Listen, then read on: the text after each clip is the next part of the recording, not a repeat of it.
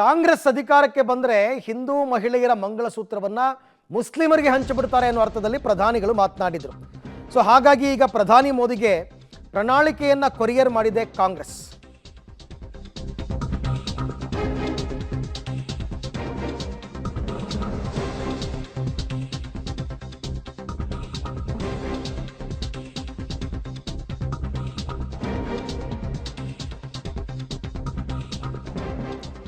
KPCC ಕಚೇರಿಯಿಂದ ಪ್ರಧಾನಿ ಮೋದಿಗೆ ಕೊರಿಯರ್ ಕಳಿಸಿದ್ದಾರೆ. ಕೊರಿಯರ್ ಮಾಡಿದ್ದಾರೆ ಯೂತ್ ಕಾಂಗ್ರೆಸ್ನ ರಾಷ್ಟ್ರೀಯ ಅಧ್ಯಕ್ಷ ಬಿ.ವಿ. ಶ್ರೀನಿವಾಸ್. ಮೋದಿ ಕಾಂಗ್ರೆಸ್ ಪ್ರಣಾಳಿಕೆ ಬಗ್ಗೆ ಮೋದಿ ಅವರಿಗೆ ತಿಳುವಳಿಕೆ ಇಲ್ಲ, ಮಾಹಿತಿ ಇಲ್ಲ.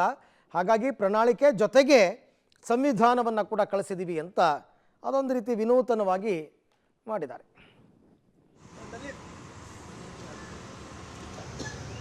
ನರೇಂದ್ರ ಮೋದಿರವರಿಗೆ ಕಾಂಗ್ರೆಸ್ ಮ್ಯಾನಿಫೆಸ್ಟೋ ಬಗ್ಗೆ ಅವ್ರಿಗೆ ಯಾವುದೇ ರೀತಿಯಾದಂಥ ಜಾಣಕಾರಿ ಇಲ್ಲ, ತಿಳುವಳಿಕೆ ಮಾಹಿತಿ ಇಲ್ಲ.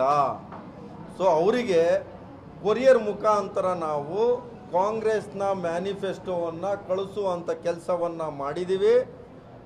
ಮಾನ್ಯ ಪ್ರಧಾನಮಂತ್ರಿರವರು ಈ ಮ್ಯಾನಿಫೆಸ್ಟೋನ ಒಂದು ಸಾರಿ ಓದಿ ಆ ಮ್ಯಾನಿಫೆಸ್ಟೋಲಿ ಕಾಂಗ್ರೆಸ್ನ ಗ್ಯಾರಂಟಿ ಏನಿದೆ ಅಂತ ಅವರು ಅರ್ಥ ಮಾಡ್ಕೋಬೇಕು. ಅದು ಬಿಟ್ಟು ಬಿಜೆಪಿ ಓಕೆ, ಕಾಂಗ್ರೆಸ್ ಅಧಿಕಾರಕ್ಕೆ ಬಂದರೆ ಅಂದರೆ ಅವರಿಗೆ ತಿಳುವಳಿಕೆ ಇರಲಿಲ್ಲ ನಮ್ಮ ಮ್ಯಾನಿಫೆಸ್ಟೋ ಬಗ್ಗೆ, ಹಾಗಾಗಿ ಓದಲಿ ಅಂತ ಇಲ್ಲಿಂದ ಕಳಿಸ್ಕೊಡ್ತಾ ಇದ್ದೀವಿ, ಜೊತೆಗೆ ಸಂವಿಧಾನವನ್ನು ಕೂಡ ಇಟ್ಟು ಕಳಿಸ್ತಾ ಇದ್ದೀವಿ ಅಂತ ಈಗ ಕಾಂಗ್ರೆಸ್ ಕಚೇರಿಯಿಂದ ಪ್ರಧಾನಿ ಮೋದಿ ಅವರಿಗೆ ಕೊರಿಯರ್ ಮಾಡಿದ್ದಾರೆ.